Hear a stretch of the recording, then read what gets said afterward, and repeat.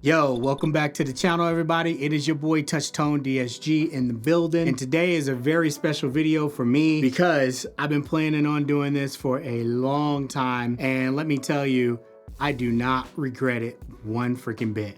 Let's get into it.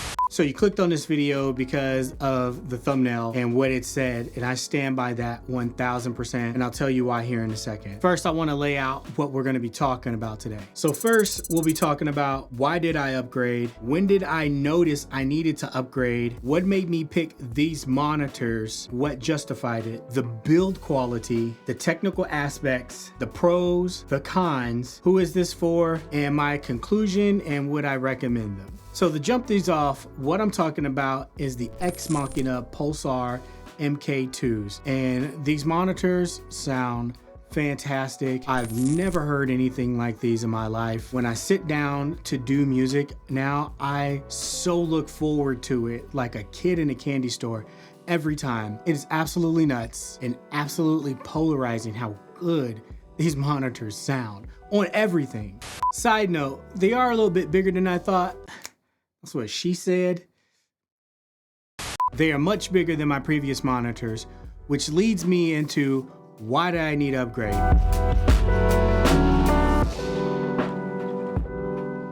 Well, why I needed to upgrade and when I needed to upgrade kind of roll into one. And it was when I moved into this new room. My previous room was much smaller, so I came from the HS8s and I had the Frontiers by Output or Barefoot, and those were really good in that room. So when I came into this room, which was much bigger, I noticed some things, but I really noticed it after I got the SSL Big 6 and I started to accumulate hardware. Hearing what I was doing on the hardware, I really had to critically listen. To really feel the music in this room, I would have to turn those monitors up to a point to where I felt like they were struggling to fill this room. And that's when I knew okay, I need new monitoring. And it didn't help that I went to NAMM and I heard the other monitors there. That's what kind of set this train in motion right there. NAMM, I blame it on you.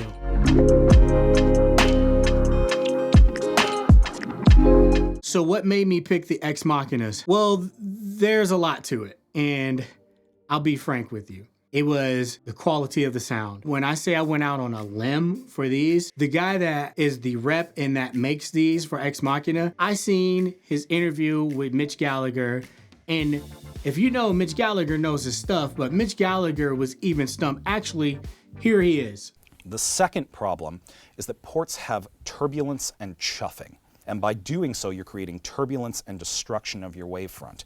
As that velocity starts to get too high, you get a destruction of your base waveform. And we really did not want that. We wanted these to track very linearly from very soft to very loud in terms of your tonal balance. Okay. I'm just going to have to say I believe you. that's all amazing. He stumped Mitch Gallagher. Mitch Gallagher's like, wow. Okay, all right then. You know what I mean? He didn't even know what he was saying. So if you know anything about me, I am a tech nerd to the fullest. I mean, you guys can tell by my videos, my video qualities, the things I do. I love detail, and these monitors are exactly that. They are so detail orientated, it is absolutely insane. It's a modern monitor. It's got DSP in it. It's got a couple of switches to where you can make it fit your room, and it works really, really well. We'll get to that in a second. Everything they say this monitor does, it really, really does it times 10. I don't think that they're underselling it, but I also don't think that it gets the praises it needs. Most people don't even know about this monitor, and I'm so glad I went with this.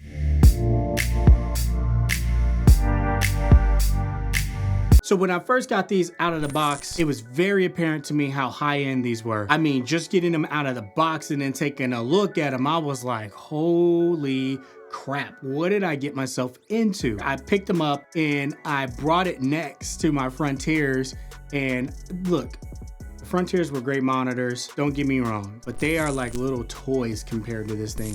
And as they should be. There's a huge price difference between them, and we'll get to that as well. Because I know it's some of y'all's like, I'll never pay that for monitors. Maybe you won't, but I will. So maybe we're on different paths in our journey. Ever thought of that? Yeah.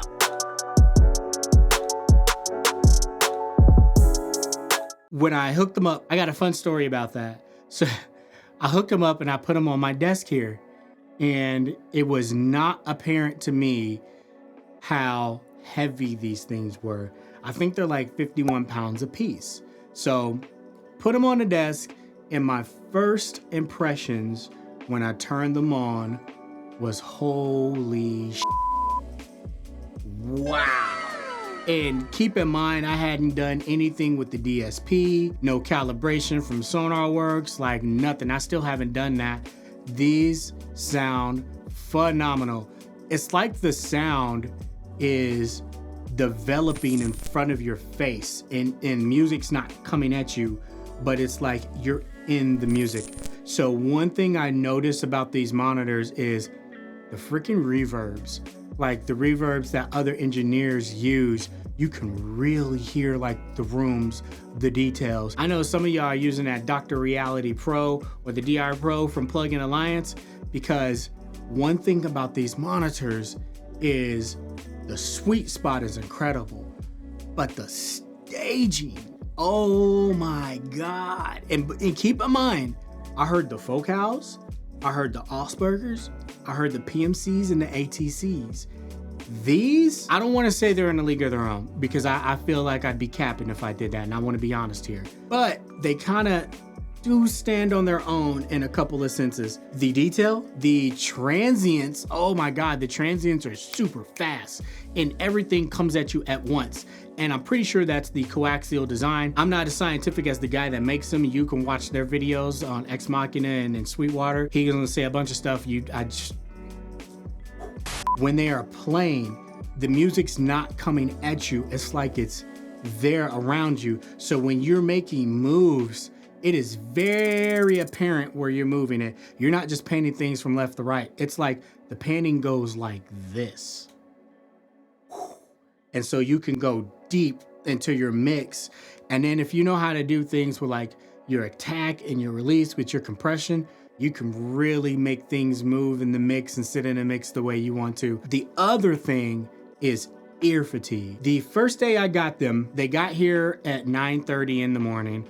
I had them set up by 10. And I listened to music from basically 10 a.m. to 8 p.m. and I mean, very little ear fatigue. And I was turning that shit up too. Very, very little ear fatigue. These things are phenomenal when it comes to ear fatigue. So this is another thing. With the Frontiers, even though they sound good, as soon as you turn them on, the clock is ticking. The clock has started.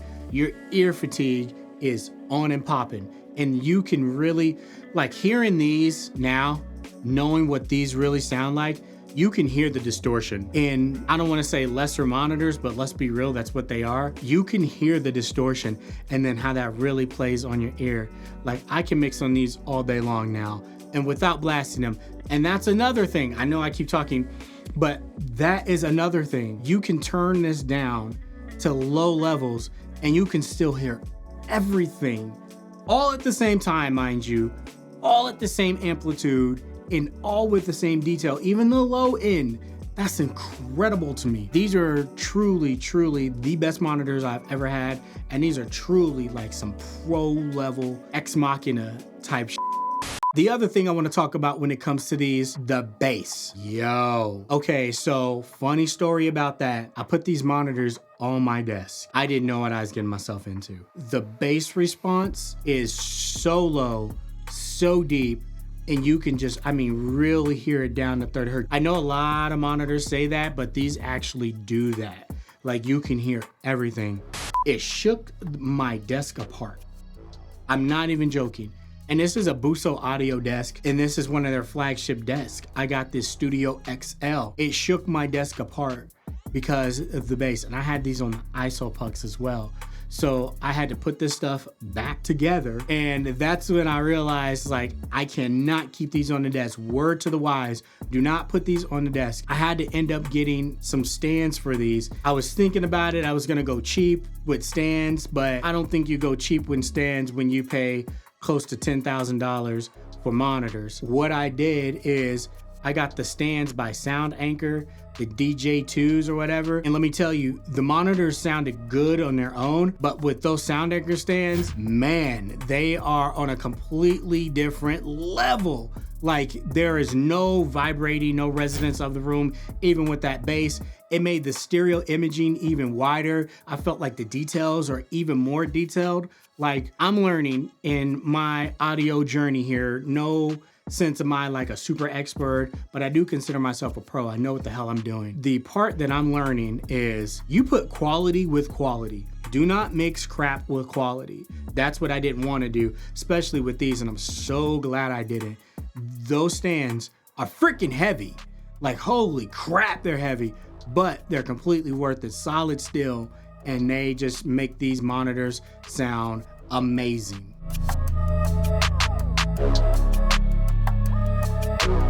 So there are a ton of pros to this, and there's some obvious ones. The main one being sound quality. Sound quality is premium, like a premium plus premium. It is what it is. I've heard a lot of monitors, the Genelecs, the new Neumanns, the Dyne Audios, the Atoms, like I can keep going. I've heard them all. And to me, in my humble opinion, these are some of the best you can get. I haven't heard the Dutch and Dutch. I'm pretty sure they sound well. I heard the PMCs, and I still like the PMCs, but I just like these more. And let's keep in mind, every monitor will sound different in every room. I think I might have lucked out because these sound incredible in here. And my room is treated, but it's not like, you know, hundreds of thousands of dollars in treatment, but it's treated enough to where I can get really, really good mixes out here. And I have been for a while. And these sound good. I'm pretty sure the PMCs would sound good in here, and so will the Focals. But once again, these just kind of stand on their own. Plus their names like slay the rest. Ex Machina. Like, you know what I'm saying? Like, that is so cool to say you have. Like, if someone, yo, what kind of monitors you got? The Ex Machinas. Like, that's so badass. I love that. There are some cons, a con, two really. It depends on it. One being, if you're on a desk like I am, do not set these monitors on the desk. Get them off. Put them on a stand, period. The second con, most of you probably guessed it, most of you are probably saying it, is the price. These are pricey. Yes, I don't like, obviously if I could have got them for like a couple of hundred, I would have loved that. But in this sense, you do get what you pay for. I'm a big proponent of that. My whole motto is buy nice or buy twice. And this is my third set of monitors, my fourth set of monitors. I don't see me switching from these like a tittle. And those are really the cons that I have on these. Remember, all of this is subjective. All of this is where you are in your journey. Some folks really like headphones and they mix in headphones. Some people feel like, hey, as long as you know your room and know your monitors, you can get good mixes, and that is absolutely true. The more that you know your gear, the less you have to fear. I just made that up, and it sounds, I'll put that on a shirt. The more you know about your gear, the less you have to fear. That's so corny. Anyways.